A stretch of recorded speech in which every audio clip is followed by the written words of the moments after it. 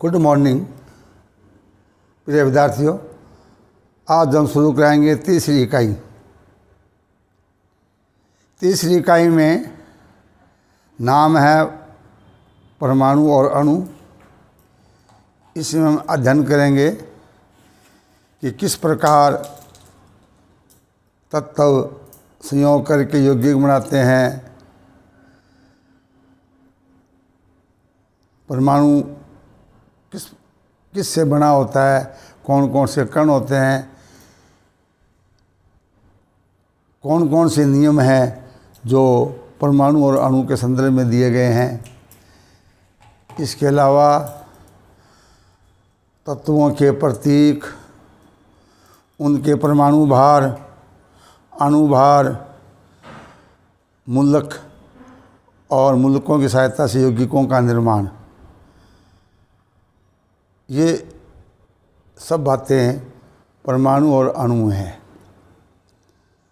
सबसे पहले हम लेते हैं परमाणु में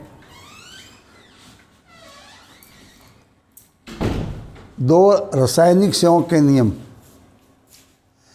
लेवेसिये और प्राउस्ट ने तत्व किस प्रकार संयोग करते हैं, रासायनिक अभिक्रिया में अभिकारक और उत्पाद के परमाणुओं में क्या अंतर होता है, ये सब बातें दो नियमों पर आधारित है। सब इसमें पहला नियम दिया गया है ऊर्जा संरक्षण का नियम। पहला नियम है ऊर्जा संरक्षण।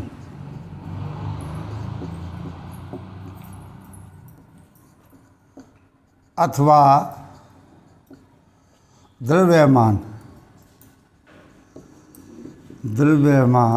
संरक्षण नियम। और दूसरा है स्थिर अनुपात नियम। स्थिर अनुपात नियम। इन दो नियमों के आधार पर ही डाल्टन ने अपना परमाणु सिद्धांत प्रस्तुत किया था।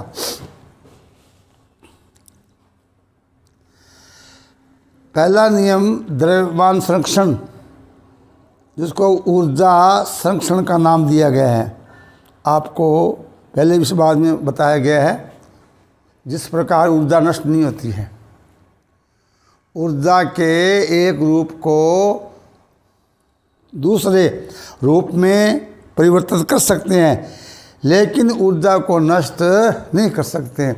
वही बात रासायनिक अभिक्रियाओं में रासायनिक अभिक्रियाओं में परमाणु भाग लेते हैं, अणु भाग लेते हैं, तो उनके जो द्रव्यमान हैं वो कभी भी परिवर्तित नहीं होते हैं। यानी कि रासायनिक अभिक्रिया में भाग लेने वाले अभिकारकों का कुल द्रव्यमान और अभिक्रिया में बने उत्पादों के कुल द्रव्यमान में कोई अंतर नहीं होता है।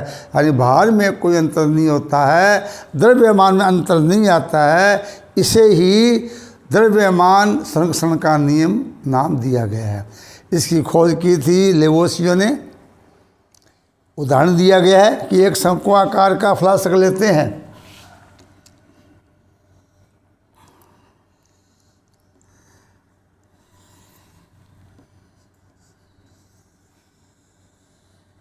जिसमें सिल्वर नाइट्रेट की निश्चित मात्रा लेकर विलयन भर लेते हैं। जैसे हमने 25 ग्राम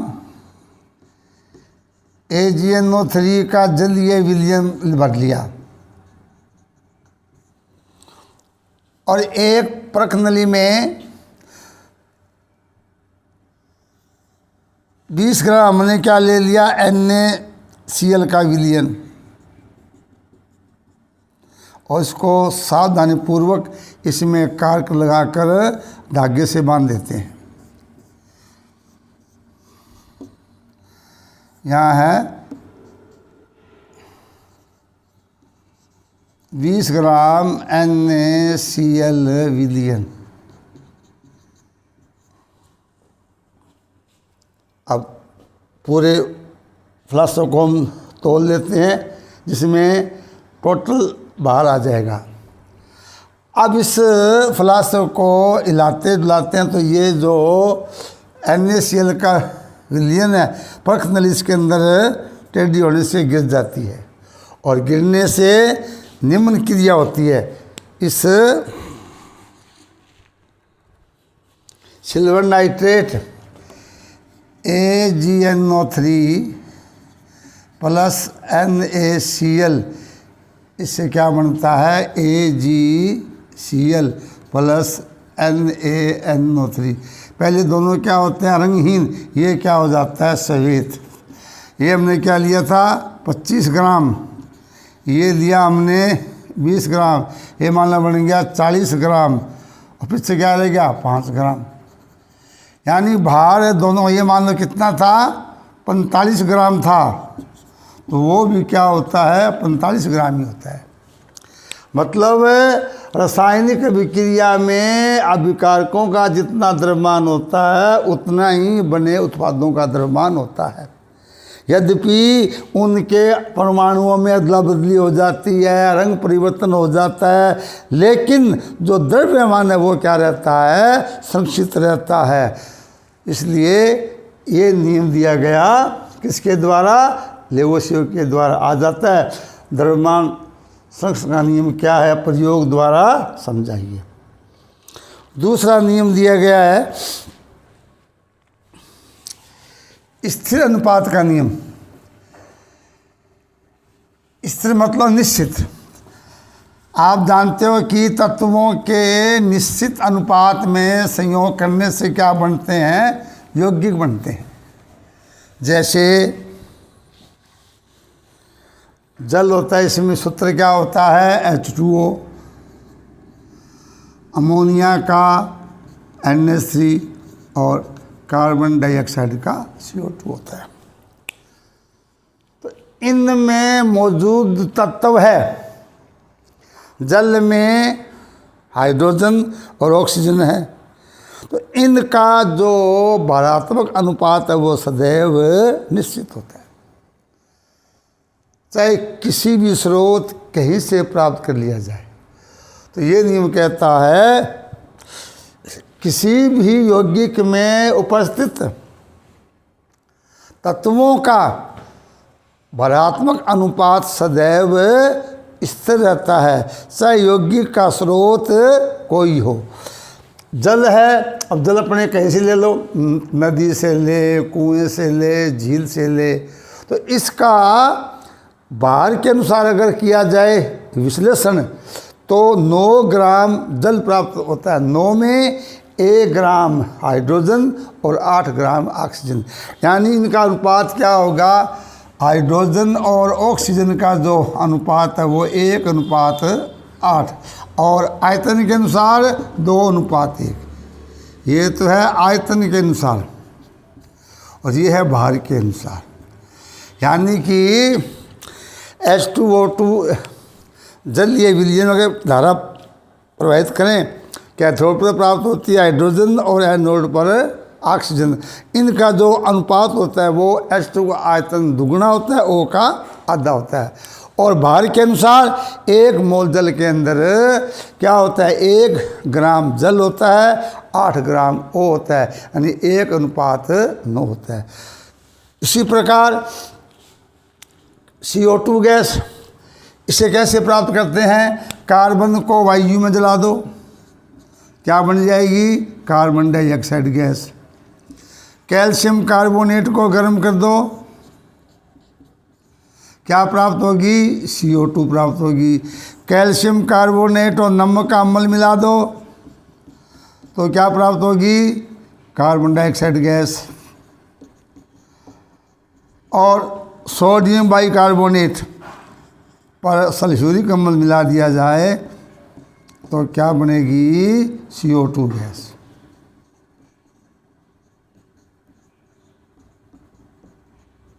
हमारे पास CO2 के 4 नमूने हो गए। कितने नमूने हो गए, 4।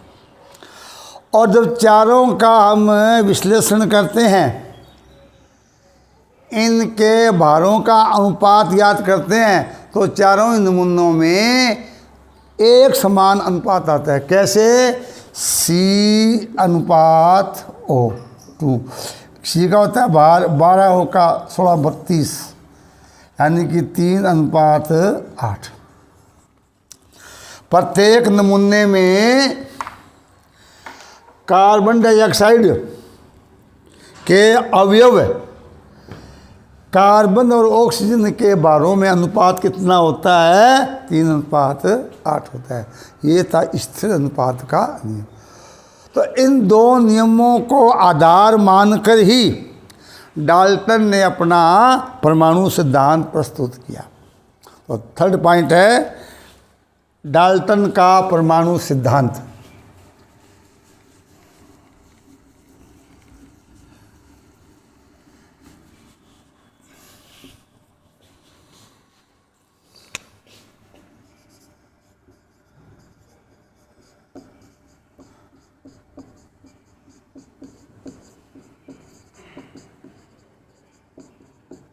तो ये किसके आधार पर दिया गया? तो आप बता देंगे कि द्रव्यमान संरक्षण नियम और स्थिर अनुपात नियम के आधार पर दिया गया। इसकी अभिधारणाएं हैं। क्वेश्चन आ जाता है कि डाल्टन के परमाणु सिद्धांत की अभिधारणाएं लिखिए। पहली बात ये कहता है प्रत्येक पदार्थ, प्रत्येक द्रव्य तत्व यौगिक मिश्रण छोटी छोटी इकाइयों से मिलकर बना होता है। इन इकाइयों को क्या कहते हैं? परमाणु कहते हैं। पहली पॉइंट क्या था कि प्रत्येक पदार्थ छोटे छोटे कणों से मिलकर बना होता है। इन कणों को परमाणु कहते हैं। नंबर 2, एक ही तत्व के परमाणु संयोग करके यौगिक या अन्य तत्व के परमाणु के साथ एक सरल उत्पाद में संयोग करके एक यौगिक या अणु का निर्माण करते हैं। जैसे O2 में क्या है? 2 परमाणु है। जल में 2 परमाणु हाइड्रोजन, 1 परमाणु ऑक्सीजन। कार्बन डाइऑक्साइड गैस में 1 कार्बन 2O। यानी एक ही प्रकार के परमाणु या अन्य प्रकार के परमाणु आपस में संयोग करके यौगिकों का निर्माण करते हैं। तीसरा, एक ही तत्व के सभी परमाणु रंग, अवस्था, आकार, भौतिक और रासायनिक गुणों में क्या होते हैं? एक समान। एक ही तत्व के जितने भी परमाणु है, जैसे ऑक्सीजन, हाइड्रोजन, तो हाइड्रोजन ऑक्सीजन में अंतर है, लेकिन ऑक्सीजन के जितने भी परमाणु है वो सभी गुणों में, भौतिक और रासायनिक गुणों में लगभग समान होते हैं। और चौथी बात ये कहता है कि भिन्न भिन्न तत्वों के परमाणु भार और भौतिक और रासायनिक गुणों में भिन्न भिन्न होते हैं। पांचवी बात ये कहता है रासायनिक अभिक्रिया में परमाणुओं को एक रूप से दूसरे रूप में बदला जा सकता है, लेकिन इन्हें कभी नष्ट नहीं किया जा सकता। एक प्रकार का द्रव्यमान ऊर्जा संरक्षण का नियम है। अभिकार्य के जितने परमाणु होते हैं उतने ही परमाणु दूसरे रूप में वो, चाहे वो यौगिक बने, चाहे ठोस बने, चाहे गैस बने, लेकिन बाहर क्या होगा? दोनों में समान होगा। तो ये था डाल्टन का परमाणु सिद्धांत। इसमें 1-2 कमियाँ ही बाद में बताई गई। जैसे इसने क्या बताया कि एक ही तत्व के सभी परमाणु गुणों में समान होते हैं, लेकिन कुछ तत्व ऐसे हैं जिनके अलग अलग परमाणु है और उनके गुणों में भिन्नता होती है, और अणु भार या परमाणु भार भी भिन्न भिन्न होते हैं। नाम दिया गया समस्थानिक। यानी समस्थानिक के कारण एक अभिधारणा गलत होगी क्या कि एक ही तत्व के सभी परमाणुओं का परमाणु भार समान होता है। ये समस्थानिकों की खोज के बाद इस परिकल्पना में कमी पाई गई। क्या कि एक ही तत्व के भिन्न भिन्न परमाणु, जिनके परमाणु क्रमांक तो समान होते हैं लेकिन परमाणु भार भिन्न होते हैं, उन्हें क्या कहते हैं? समस्थानिक। और एक अवधारणा क्या थी? भिन्न भिन्न तत्वों के परमाणु भार भिन्न भिन्न होते हैं। यहाँ भी एक दो कमियाँ पाई गई। किस रूप में? समभारिक के रूप में। समभारिक यानी कि कुछ तत्व ऐसे हैं जो भिन्न भिन्न होते हुए भी परमाणु भारों में समान होते हैं। डाल्टन के अनुसार भिन्न भिन्न तत्वों के परमाणु भार भिन्न भिन्न होते हैं, लेकिन कुछ तत्व ऐसे हैं जो भिन्न भिन्न होते हुए भी परमाणु भारों में समान होते हैं। इन्हें क्या बोलते हैं? समभारिक। जैसे आर्गन, पोटेशियम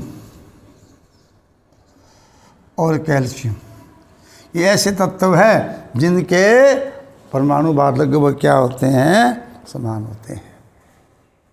और एक द्रव्य नष्ट नहीं होता है। यहाँ भी कमी पाई गई। किस कारण? रेडियो एक्टिवता के कारण।